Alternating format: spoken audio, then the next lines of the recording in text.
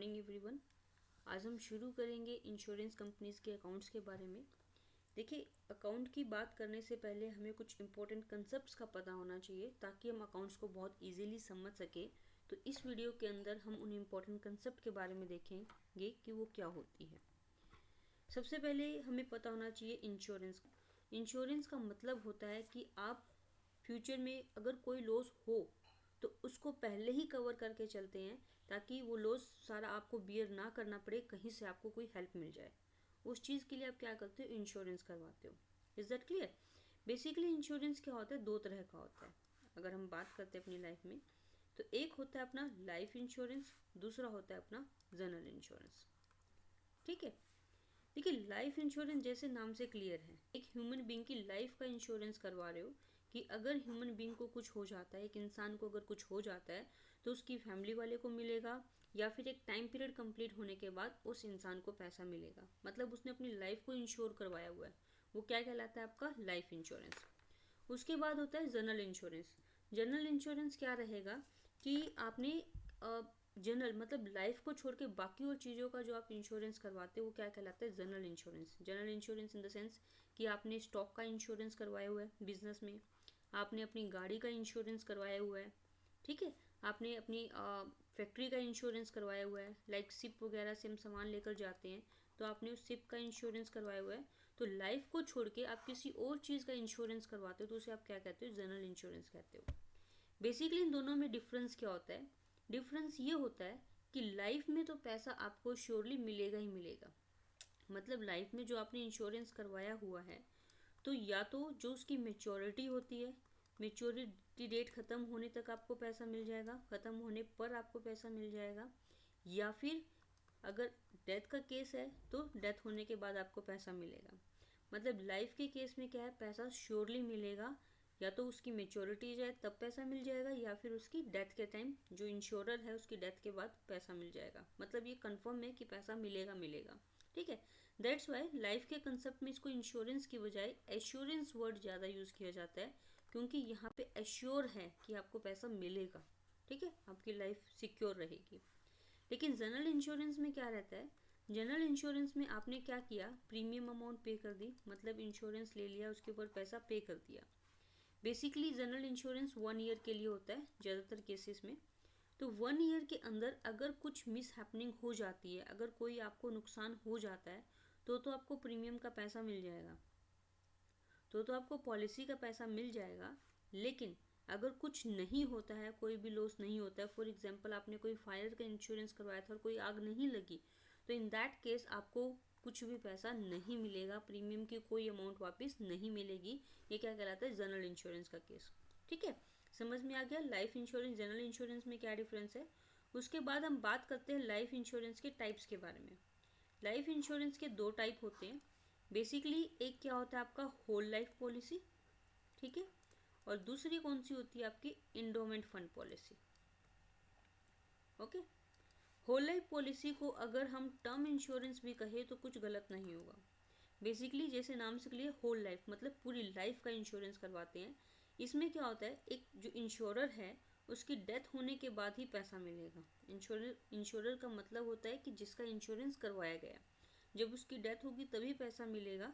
That is term insurance. ठीक है, दूसरा होता है अपना इंडोमेंट फंड पॉलिसी। इसके अंदर क्या होता है? इसमें मैच्योरिटी डेट होती है, जैसे कि 5 साल, 10 साल, 20 साल, 25 साल, इस तरह से क्या होती है? मेच्योरिटी डेट होती है। मेच्योरिटी डेट खत्म होने के बाद पैसा वापस मिल जाएगा, चाहे बंदा जीवित क्यों ना हो। ठीक है, तो वो पैसा यहाँ मिल जाएगा। ये इंडोमेंट फंड पॉलिसी होती है। ठीक है, ये बेसिकली दो तरह की होती है फर्दर। एक होती है विद प्रॉफिट, ठीक है, और दूसरी कौन सी होती है? Without profit. ओके, जैसे कि नाम से क्लियर है, विद प्रॉफिट में क्या रहेगा कि प्रॉफिट के साथ। इसका मतलब क्या है कि जो LIC का आपका बिजनेस है, इंश्योरेंस का बिजनेस है, उस बिजनेस में जो प्रॉफिट्स होते हैं उन प्रॉफिट्स के अंदर भी क्या मिलेगा? इनको शेयर मिलता है। ठीक है, विद प्रॉफिट पॉलिसी होल्डर्स को। जो विदाउट प्रॉफिट है इनमें कोई प्रॉफिट में शेयर नहीं मिलता। इनका जो अमाउंट है, जो प्रोसीजर है, सिंपल जितना मिलना चाहिए वही मिलता है। प्रॉफिट के अंदर इनको कोई भी शेयर नहीं मिलता। अगर हम बात करें ना, प्रॉफिट का कोई शेयर इनको नहीं मिलेगा।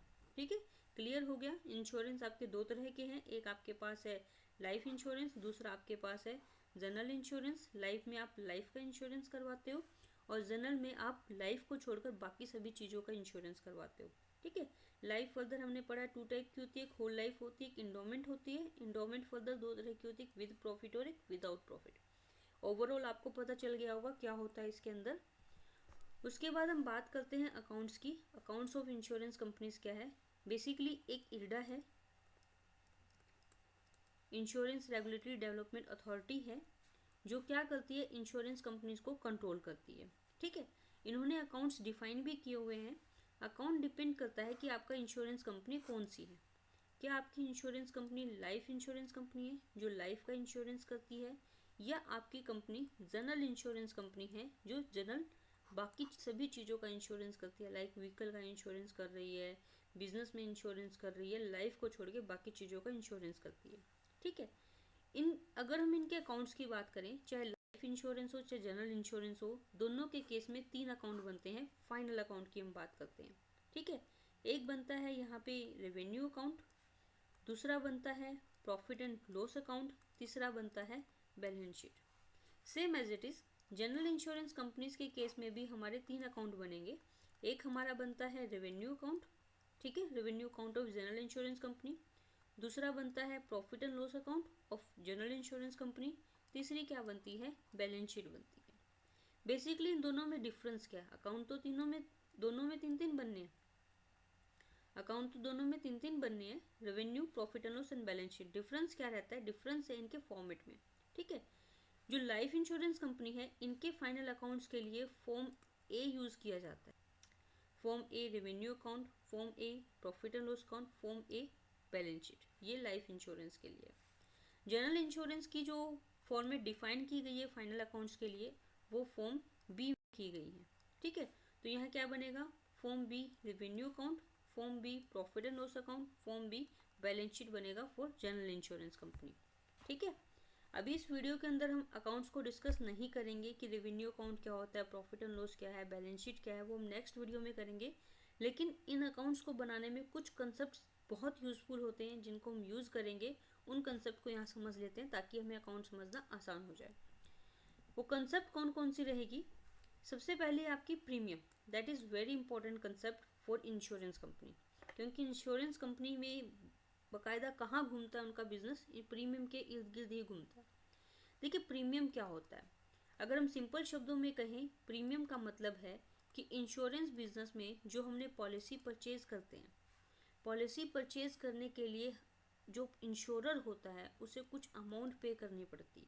ठीक है। हर साल पे कर सकता है, हाफ ईयरली पे कर सकता है, हर महीने पे कर सकता है, क्वार्टरली पे कर सकता है। तो उस पॉलिसी के बदले में उसे कुछ एक टाइम के लिए, कि 5 साल 10 साल 15 साल के लिए कुछ अमाउंट पे करनी पड़ती है एक पीरियडिकली। ठीक है। तो जो अमाउंट वो पे करता है उस अमाउंट को हम क्या कहते हैं? प्रीमियम कहते हैं। तो आप खुद सोच के देखिए, प्रीमियम किसने पे किया? इंश्योरर ने। इंश्योरर कौन है? जिसका इंश्योरेंस करवाया गया। किसको पे करता है? वो इंश्योरेंस कंपनी को पे करता है। तो प्रीमियम इंश्योरेंस कंपनी के लिए क्या रहेगा? प्रीमियम इंश्योरेंस कंपनी को मिला, तो दैट्स वाई ये प्रीमियम क्या रहता है इंश्योरेंस कंपनी के लिए? इनकम रहती है। This is a source of income. Insurance company के लिए सबसे बड़ा इनकम सोर्स क्या होता है? प्रीमियम ही होता है। ठीक है। अब प्रीमियम की अगर मैं बात करूँ तो प्रीमियम हो सकता है 3 कैटेगरीज का, मतलब 3 तरह से प्रीमियम इंश्योरेंस कंपनी को मिल सकता है। वो 3 तरह कौन कौन से रहेंगे? सबसे पहला रहेगा फर्स्ट ईयर प्रीमियम, मतलब जब आप अकाउंट्स भी बनाओगे तो आपको ये अलग स्पेसिफाई करना पड़ेगा, तो आपको इनका मतलब पता होना चाहिए कि क्या होता है। फर्स्ट वन थिंग क्या है? First year premium. जैसा कि नाम से क्लियर, फर्स्ट ईयर मतलब पहले साल का प्रीमियम। अब पहले साल में ऐसा नहीं है कि इंश्योरेंस कंपनी बनी उस साल का, नहीं। पहले साल का मतलब है कि जिस ईयर पॉलिसी सेल हुई है, कंपनी की पॉलिसी सेल की है या पॉलिसी इशू की गई है, उस साल जो प्रीमियम रिसीव होता है, उस टाइम का जो फर्स्ट प्रीमियम आपका रिसीव होगा, फर्स्ट ईयर का जो प्रीमियम रिसीव होगा, जो नई पॉलिसी सेल हुई है, वो क्या कहलाएगा? आपका फर्स्ट ईयर प्रीमियम कहलाएगा। ठीक है। तो फर्स्ट ईयर प्रीमियम का मतलब क्या हुआ कि जैसे अपना सेशन 2022-23 चल रहा है, तो 22-23 के अंदर जो पॉलिसी सेल की है इंश्योरेंस कंपनी ने, वो जो प्रीमियम होगा क्या कहलाएगा? फर्स्ट ईयर प्रीमियम कहलाएगा। ठीक है, क्लियर है। उसके बाद क्या होता है सेकंड वन यहाँ पे renewal premium. Renewal premium, renewal premium का क्या मतलब हुआ, जैसे कि आप गेस कर सकते हो, रिन्यूअल मतलब रिन्यू, रिन्यू का मतलब क्या है, दोबारा से। देखिए प्रीमियम आप एक बार पे कर देते हैं तो आप, जैसे मैंने आपको बताया कि पीरियडिकली पे करना पड़ता है, कि फर्स्ट ईयर आपने पे कर दिया, आपको सेकंड ईयर भी पे करना पड़ेगा, थर्ड ईयर भी पे करना पड़ेगा, जितना टाइम पॉलिसी टर्म है तब तक आपको प्रीमियम पे करना पड़ेगा। ठीक है, तो उसे हम क्या कहते हैं, जो फर्स्ट ईयर को छोड़कर बाकी ईयर्स में आप प्रीमियम पे करते हो वो क्या कहलाता है, आपका renewal premium. Is that clear. तो ये भी क्या हो गई, इंश्योरेंस कंपनी के लिए इनकम ही है। थर्ड वन क्या रहता है आपका premium, that is lump sum amount.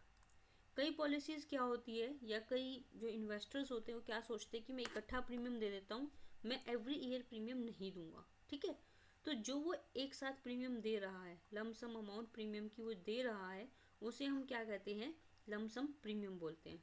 मतलब जैसे उसकी पॉलिसी उसने ली है 10 ईयर्स के लिए, 10 ईयर्स में उसने प्रीमियम का मान लीजिए 1 लाख रुपए पे करना था, वो क्या कहता है कि मैं हर महीने या हर साल पेमेंट नहीं करूंगा, मैं 1 लाख रुपए सीधा इन्वेस्ट कर देता हूँ, आज ही ले लो मुझसे 1 लाख रुपए इकट्ठा उसने जो दिया, या पॉलिसी की टर्म्स थी कि आप इकट्ठा इन्वेस्ट करो, तो जो एक साथ प्रीमियम दे रहे हैं वो क्या कहलाएगा, लमसम प्रीमियम कहलाएगा। लमसम प्रीमियम अगर है तो आप एक ही बार प्रीमियम लेंगे, उसके बाद दोबारा से आप प्रीमियम नहीं लेंगे। ठीक है, प्रीमियम समझ में आ गया। दे आर 3 टाइप्स, कि फर्स्ट ईयर का प्रीमियम है, रिन्यूअल प्रीमियम है, और तीसरा क्या हो सकता है आपका, लमसम प्रीमियम हो सकता है। उसके बाद नेक्स्ट हम बात करते हैं कमीशन के बारे में। देखिए कमीशन इंश्योरेंस कंपनी के लिए जितना इम्पोर्टेंट प्रीमियम है, ठीक उतना ही इम्पोर्टेंट कमीशन भी है। लेकिन कमीशन इंश्योरेंस कंपनी से रिलेटेड कैसे है, देखिए क्या होता है कि जो कंपनी इंश्योरेंस का मेन काम क्या होता है, पॉलिसीज इशू करना, है ना, लोगों को पॉलिसीज देना, उनका इंश्योरेंस करवाना, मतलब उनको पॉलिसी देना। अब पॉलिसी ऐसा नहीं कि कंपनी के डायरेक्टर है, मैनेजर्स है, जो ऑनर है, वो खुद पूरी इंडिया में लोगों के पास जा रहे हैं और उनको पॉलिसी सेल कर रहे हैं, ऐसा नहीं होता है।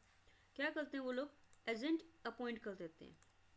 ठीक है, अपने पर्सन्स को अपॉइंट कर देते हैं जो घर घर जाके या लोगों से कांटेक्ट करके अपनी पॉलिसीज को सेल करते हैं। तो वो एजेंट ऐसे ही काम नहीं करते, उन एजेंट्स को क्या दिया जाता है, कमीशन दिया जाता है। Is that clear. तो एजेंट क्या करते हैं, कमीशन बेस पे काम करते हैं और पॉलिसीज को क्या करते हैं, वो सेल करते हैं। ठीक है, मतलब एजेंट ने इंश्योरेंस कंपनी का काम किया, बदले में क्या लिया, कमीशन लिया। ठीक है, तो अब ये कमीशन कैसे जा रहा है, कमीशन इंश्योरेंस कंपनी पे कर रही है, किसको पे कर रही है, एजेंट को। इंश्योरेंस कंपनी से कहाँ जा रहा है, ये एजेंट की तरफ जा रहा है। तो इंश्योरेंस कंपनी के लिए कमीशन क्या हुआ, इंश्योरेंस कंपनी पे कर रही है ना, तो इंश्योरेंस कंपनी के लिए कमीशन क्या हो गया, एक्सपेंस। ठीक है, जिस तरह इनकम का एक मेन सोर्स प्रीमियम है, ठीक इसी तरह इंश्योरेंस कंपनी के लिए एक्सपेंस का मेन सोर्स क्या है, कमीशन है। Is that clear. अब उसके बाद हम बात करते हैं कमीशन के टाइप्स के बारे में। जैसे अभी हमने पढ़ा कि प्रीमियम 3 तरह का हो सकता है, ठीक एज इट इज कमीशन भी इंश्योरेंस कंपनी का 3 टाइप से हो सकता है। ठीक है, क्योंकि जहाँ प्रीमियम आएगा प्रीमियम के ऊपर कमीशन आएगा। Is that clear. जैसे प्रीमियम अपना फर्स्ट ईयर का था, same as it is commission भी क्या होगा, फर्स्ट ईयर कमीशन। ठीक है, फर्स्ट ईयर कमीशन का मतलब क्या हुआ कि आपने जो नई पॉलिसी सेल की एजेंट ने, उस न्यू पॉलिसी के ऊपर जो फर्स्ट प्रीमियम आता है, फर्स्ट ईयर का प्रीमियम आता है, उसके ऊपर जो कमीशन बनता है वो क्या कहलाएगा, आपका फर्स्ट ईयर कमीशन कहलाएगा। Is that clear. ये हम अलग से दिखाते ताकि आपको ये पता चल सके कि करंट ईयर में हमारी कुछ पॉलिसी सेल हुई है, उसके ऊपर हमने इतना कमीशन पे किया है। उसके बाद सेकंड क्या था अपना, renewal, same as it is यहाँ पे भी रहेगा, रिन्यूअल कमीशन।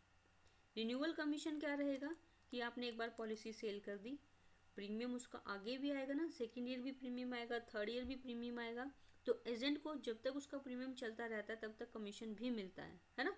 तो रिन्यूअल कमीशन का मतलब क्या हुआ, जब प्रीमियम रिन्यू हो रहा है, सेकेंड ईयर का प्रीमियम आ रहा है, थर्ड ईयर का प्रीमियम आ रहा है, उसके ऊपर जो कमीशन होगा वो क्या कहलाएगा, आपका रिन्यूअल कमीशन कहलाएगा। Is that clear. First year के बाद जो सेकेंड ईयर है, थर्ड ईयर है, या ऑन गोइंग जो प्रीमियम आपको रिसीव होना है, उसके ऊपर जो कमीशन होगा क्या आपका रिन्यूअल कमीशन है। थर्ड वन क्या रहेगा आपका, लमसम कमीशन। ठीक है, जैसे प्रीमियम लमसम में इकट्ठी अमाउंट पे कर दी, जब इकट्ठी अमाउंट अपने को मिल जाती है तो उसके ऊपर कमीशन भी बनता है, तो उसके ऊपर जो कमीशन होगा वो क्या कहलाएगा, आपका लमसम कमीशन कहलाएगा। Is that clear? कमीशन समझ में आ गया आप लोगों को? इंश्योरेंस कंपनी के लिए क्या है, एक्सपेंस है। उसके बाद हम बात करते हैं री इंश्योरेंस प्रीमियम की। देखो, री इंश्योरेंस प्रीमियम से पहले you must know about the री इंश्योरेंस। री इंश्योरेंस क्या होता है? अगर आप इसको ध्यान से देखें तो हम इसको यहाँ से सेग्रीगेट कर सकते हैं। मतलब it's a combination of two word, that is re plus insurance.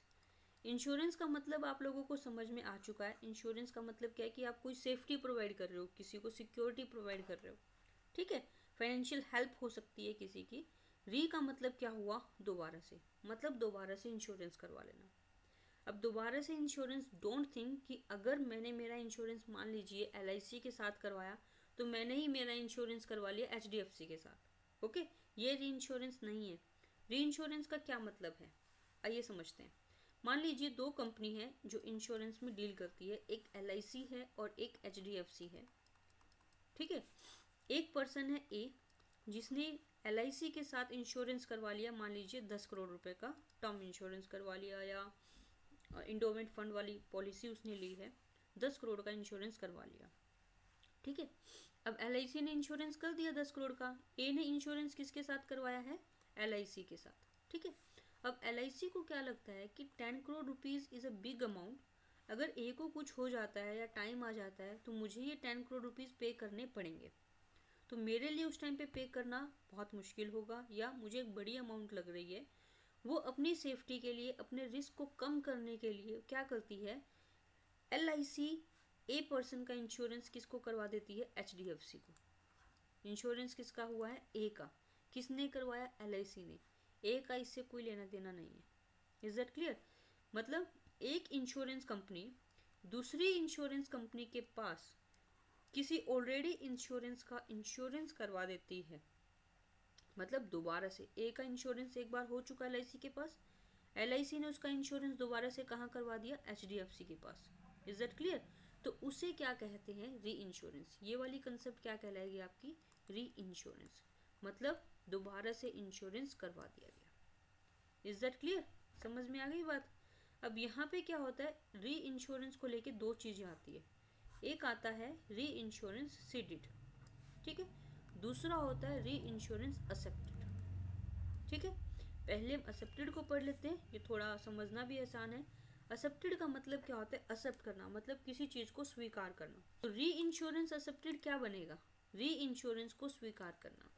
अब अगर हमारा केस लेके चलें कि LIC ने ए का इंश्योरेंस कहाँ करवाया है, HDFC के पास, तो यहाँ ये री इंश्योरेंस हुआ LIC से HDFC के पास, तो यहाँ इस री इंश्योरेंस को एक्सेप्ट किसने किया, एक्सेप्ट किसने किया, HDFC ने। क्योंकि LIC री इंश्योरेंस लेके कहाँ पहुंचा है, HDFC के पास। री इंश्योरेंस किसने किया है फाइनली, HDFC ने किया ना, HDFC ने एक्सेप्ट किया, तो HDFC के लिए ये क्या कहलाएगा, री इंश्योरेंस एक्सेप्टेड कहलाएगा। Is that clear? और LIC की अगर मैं बात करूं तो LIC के लिए क्या होगा, LIC ने करवाया है ना, तो LIC के लिए क्या कहलाएगा, सीडेड कहलाएगा। एक के लिए एक्सेप्टेड है, दूसरे के लिए सीडेड है। जिसने री इंश्योरेंस एक्सेप्ट किया है, जिसके पास री इंश्योरेंस हुआ है, उसके लिए क्या कहलाएंगे, री इंश्योरेंस एक्सेप्टेड कहलाएंगे। जिस इंश्योरेंस कंपनी ने आगे री इंश्योरेंस करवाया है, उसके लिए वो क्या कहलाएगा, री इंश्योरेंस सीडेड कहलाएगा। इस दैट समझ में आ गया कि जब एक इंश्योरेंस कंपनी इंश्योरेंस क्या करती है, आगे दूसरी कंपनी के पास इंश्योरेंस करवा लेती है, यहाँ पे जो मेन पर्सन है जिसका इंश्योरेंस किया जा रहा है, उसको कुछ नहीं पता कि मेरा इंश्योरेंस आगे भी हुआ है। इस ए का मेन लिंक किसके पास रहेगा, LIC के पास। क्यों? क्योंकि इसने इंश्योरेंस किससे करवाया, LIC से करवाया। LIC ने आगे करवाया ना, तो री इंश्योरेंस इन दोनों इंश्योरेंस कंपनीज के बीच में चल रहा है। Is that clear? कल को अगर ए को कुछ हो जाता है या इसका मेच्योरिटी आ जाता है, तो LIC ए को पैसे देगा। ए किससे डिमांड करेगा, LIC से। लेकिन LIC किससे डिमांड करेगा, आगे HDFC से करेगा, जितना उसने री इंश्योरेंस करवाया है। Is that clear? समझ में आ गया? अब इस री इंश्योरेंस कंसेप्ट को हम पढ़ते हैं प्रीमियम वगैरह के साथ क्या रहता है, ठीक है। अगर मैं प्रीमियम की बात करूं, सबसे पहले हम री इंश्योरेंस कर लेते हैं। हमने पढ़ा है अभी री इंश्योरेंस के अंदर कि दो तरह का होता है री इंश्योरेंस, दैट इज एक हमारे पास होता है री इंश्योरेंस सीडेड और एक होता है री इंश्योरेंस एक्सेप्टेड। ठीक है, सीडीड हमने क्या पढ़ा है अभी, जो आगे इंश्योरेंस करवाता है, जैसे कि हमारे केस में क्या थी, LIC। ठीक है, इंश्योरेंस करवाने वाला।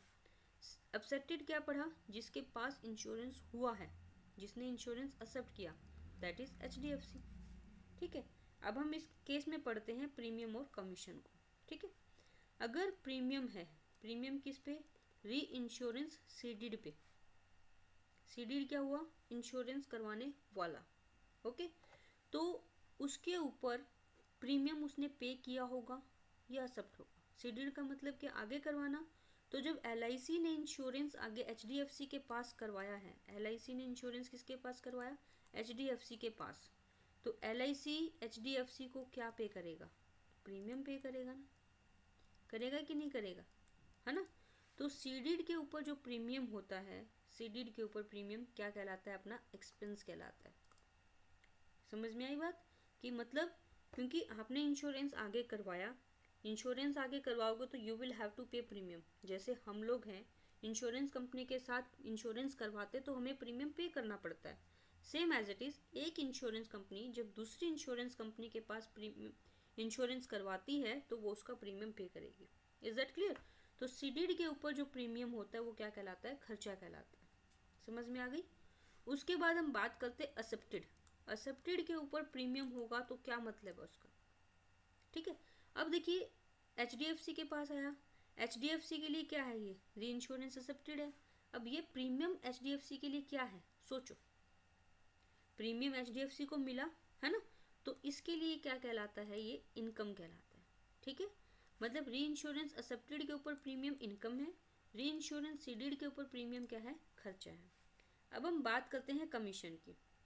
कमीशन का क्या कंसेप्ट रहेगा, देखो सीडीड पे क्या होता है, इंश्योरेंस आगे करवाया, मतलब प्रीमियम आगे पे किया, तो कमीशन तो मिलेगा ना। जैसे LIC HDFC के पास अगर कोई इंश्योरेंस करवा रही है तो HDFC LIC को क्या पे करेगी, कमीशन पे करेगी। Is that clear.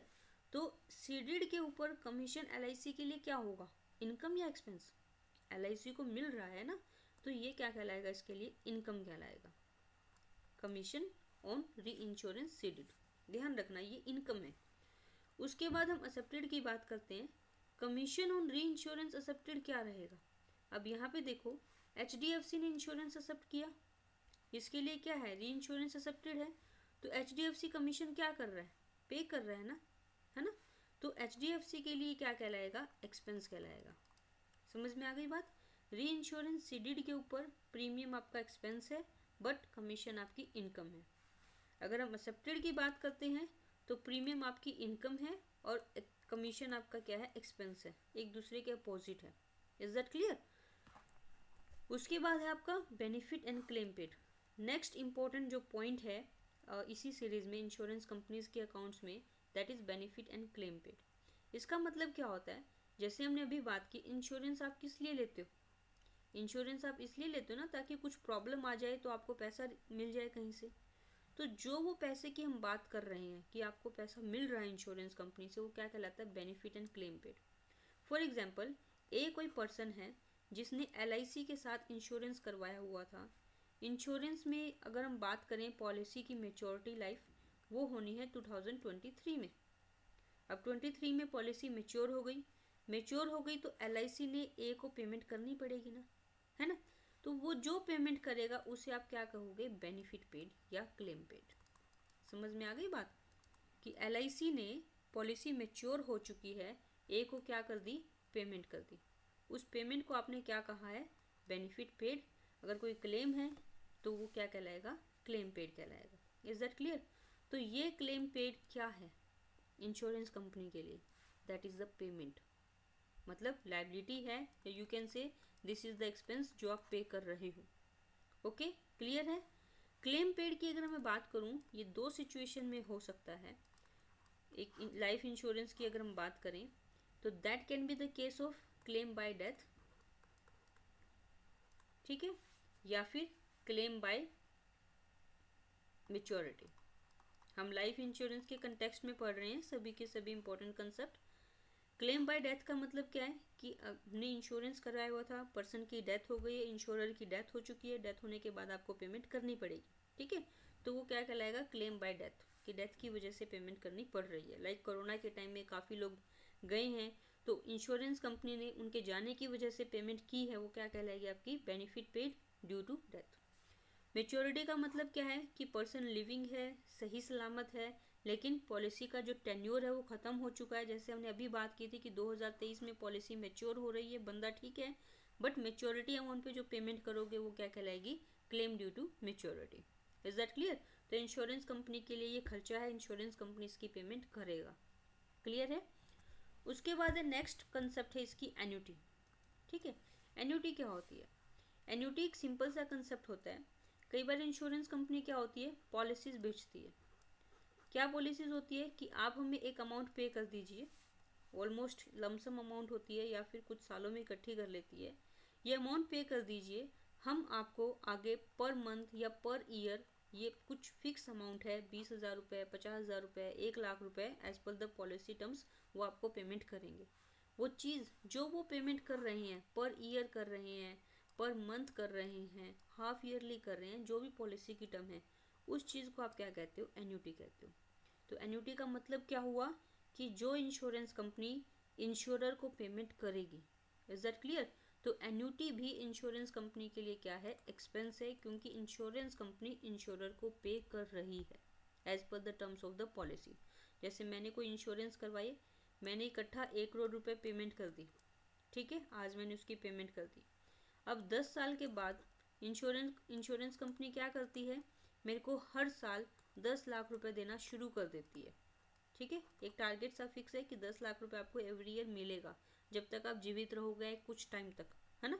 तो ये मुझे एवरी टाइम एक पेमेंट मिल रही है, इसे क्या कहते हैं, एन्युटी कहते हैं। इंश्योरेंस कंपनी मुझे पे करेगी, दैट्स वाई ये क्या है, एक्सपेंस है इंश्योरेंस कंपनी के लिए।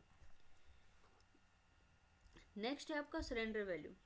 देखिए सरेंडर वैल्यू क्या होता है, सरेंडर कर देना। मतलब कई बार क्या होता है कि मान लीजिए मैंने कोई एक लाइफ की पॉलिसी खरीदी हुई है LIC से, पॉलिसी की मेच्योरिटी है 25 ईयर, ठीक है, मैंने 20 ईयर्स तक पेमेंट करनी है प्रीमियम की। पॉलिसी टर्म कितनी है, 20 ईयर, और मैंने 25 ईयर के बाद उसका पैसा मिलना है, this is the maturity time.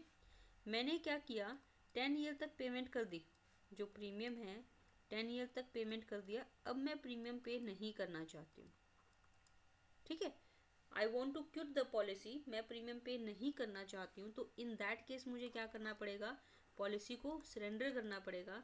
जब हम no more premium wants to pay, हम कोई और प्रीमियम पे नहीं करना चाहते, तो हम क्या करेंगे, पॉलिसी को सरेंडर कर देंगे।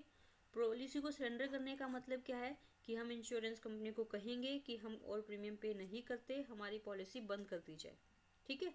मतलब बिफोर मेच्योरिटी आप क्या कर रहे हो, पॉलिसी को बंद करवा रहे हो, ठीक है। मेच्योरिटी से पहले पॉलिसी को बंद करवाओगे तो जो पैसा इंश्योरेंस कंपनी हमें पे करेगी, LIC हमें पे करेगी या कोई और इंश्योरेंस कंपनी हमें पे करेगी, उस पैसे को हम क्या कहते हैं, सरेंडर वैल्यू कहते हैं। Is that clear? ध्यान रखना, सरेंडर वैल्यू के केस में नुकसान होता है, क्योंकि मेच्योरिटी पे अमाउंट जो मिलनी चाहिए सरेंडर के टाइम पे अमाउंट उससे काफ़ी कम मिलती है, ठीक है।